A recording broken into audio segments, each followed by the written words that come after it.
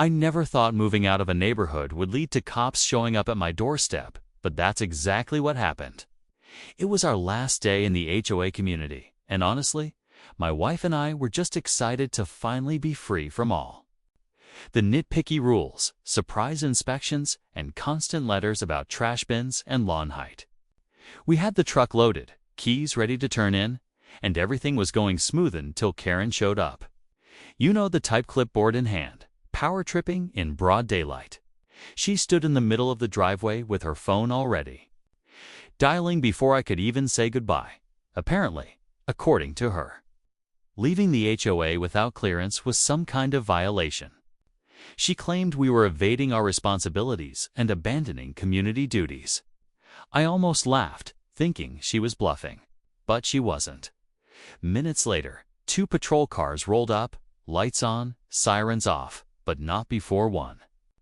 Major twist changed everything because, unknown to Karen, there just happened to be 30 off-duty FBI trainees standing nearby. Yes, 30 of them doing a weekend leadership course at the community center across the street. And as the cops stepped out, so did they, casually observing the whole thing. Karen's confident smirk faded fast. What happened next caught even me off guard. Let's just say, when you try to flex fake authority in front of people who train for a living to spot lies and manipulation, things don't end the way you think. The thing is, this wasn't just a random HOA meltdown. Karen had been building up to this moment for weeks. Ever since we gave notice that we were selling our place and moving out, she had been acting like we were committing some kind of crime. She sent emails warning us about unfinished obligations, tried to delay our closing date by saying we hadn't submitted the correct exit paperwork, whatever that means, even showed up unannounced twice just to check on the property. At first, we tried to be polite, but the more we cooperated, the more she pushed. What she didn't know was that our buyer, Key, was the one organizing that leadership training for the FBI Academy. Key chosen the community center across the street because it was close to the airport and had space for the sessions.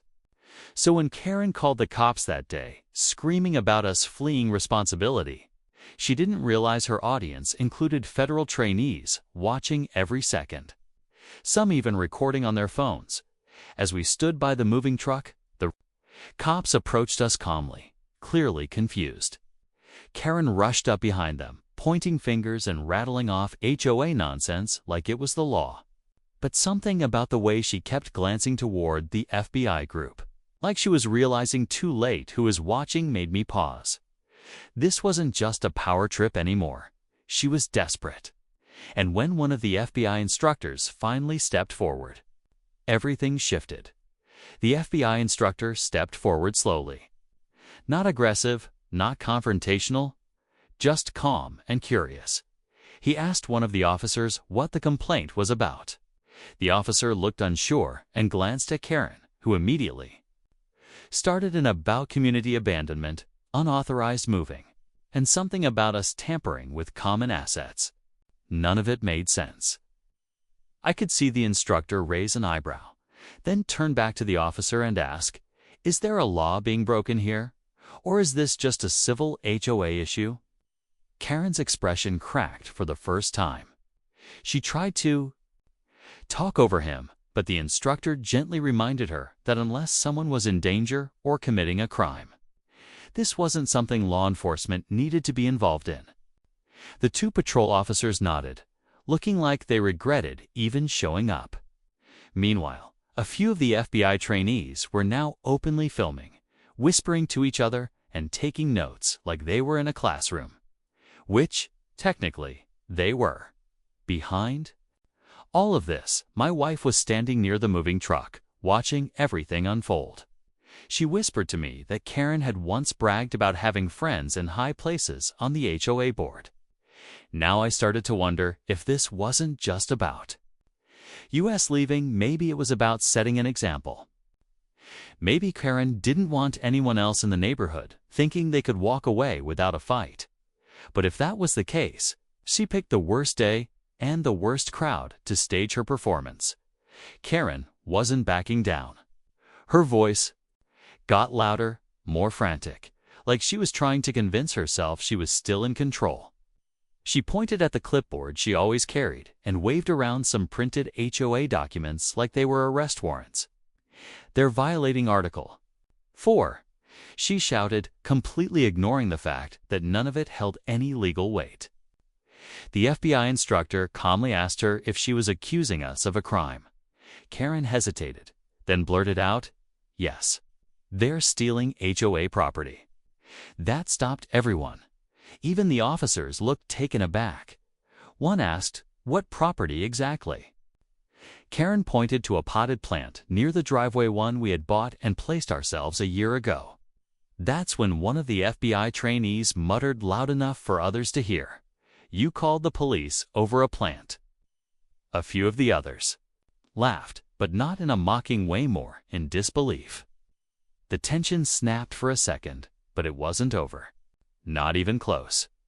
Karen, red-faced and shaking, turned to the cops again. "You need to write them up. Detain them if you have to. We have rules in this neighborhood." But the officers looked stuck, caught between calming her down and avoiding an unnecessary escalation, especially now with half the FBI class watching. Then one of the FBI trainees walked over quietly, holding his phone out. "Ma'am," he said, "you may want to see this." Whatever was on that screen, it stopped Karen in her tracks, and that's when everything shifted. Again, Karen froze, staring at the FBI trainee's phone. Her hand slowly dropped from her clipboard. She didn't say a word, but her whole posture changed, shoulders tensed, eyes darting back and forth. I couldn't see the screen, but I didn't have to. Whatever he showed her, it rattled her. My wife leaned in and whispered, "You think someone's been recording her before today?" It wouldn't surprise me. Karen had a long history of harassing other homeowners, but no one ever stood up to her. Maybe until now. Then the twist hit. The trainee quietly turned to us and said, "You're not the only one she's targeted." Turns out, two of the trainees had done research on HOA harassment for their coursework and came across online complaints tied to our exact neighborhood names. Stories, even a few screenshots. One of the cases: a retired couple who sold their home 2 months early just to get away. Karen had threatened to fine them into bankruptcy if they didn't comply with her exit guidelines. It was all documented. And now it was in the hands of 30 people trained to identify patterns of abuse and misconduct. But the real kicker: one of those complaints also mentioned a shady contract signed by Karen approving a budget for property surveillance. That got the instructor's attention immediately. "Surveillance?" he asked, straight-faced. Karen's mouth opened, but no words came out. That was the moment we all realized. This wasn't just HOA drama anymore. This could get federal.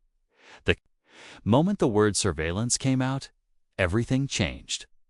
The instructor motioned for two trainees to step aside with the officers. One of them pulled up a file on a tablet showing multiple documented cases where Karen had allegedly installed hidden cameras on common property. Some even pointed at private homes. She claimed it was for community safety, but none of it had been disclosed in HOA meetings or approved by the board. My jaw dropped. We thought she was just power-hungry. Turns out she might have been running a full-on privacy violation operation behind the scenes. Karen tried to recover, stammering about protecting the neighborhood and preventing vandalism, but no one was buying it anymore. Even the officers looked done. The instructor calmly turned to her and said, "Ma'am, I suggest you speak to a lawyer before saying anything else." Just like that, the power she clung to for years seemed to vanish. She stepped back, breathing heavy, clutching her clipboard like it was a lifeline. The officers didn't arrest her, but they did take statements from multiple witnesses, including the trainees who'd captured her behavior on video. We were finally cleared to leave. No further questions, no charges, no delays. But just as we were pulling out of the driveway, my wife pointed out something in the rearview mirror. Karen wasn't going home. She was on her phone, smiling. And standing beside her was a man we didn't recognize, holding a folder marked with the name of a local law firm. So, no, it wasn't over. Not yet. We drove away from that neighborhood with mixed emotions, relief, exhaustion, and a strange sense of disbelief. After everything that had happened, Karen was still trying to play the game. But this time, the spotlight wasn't just on us. She had pushed too far, and too many people saw it with their own eyes. Off-duty FBI trainees, law enforcement, and even a few neighbors who quietly thanked us before we left. A week later, we got a call from one of the trainees. Apparently, a formal complaint had been filed by the instructor with both the county and the HOA Oversight Board, citing misconduct and privacy violations. The evidence collected that day, including video footage, statements, and documents, was under review. We weren't involved anymore, but it was clear Karen's hold on the neighborhood was breaking. Slowly but surely. As for us, we're finally settled into a new home. No HOA, no random fines, no unexpected visits over mailbox colors or tree height.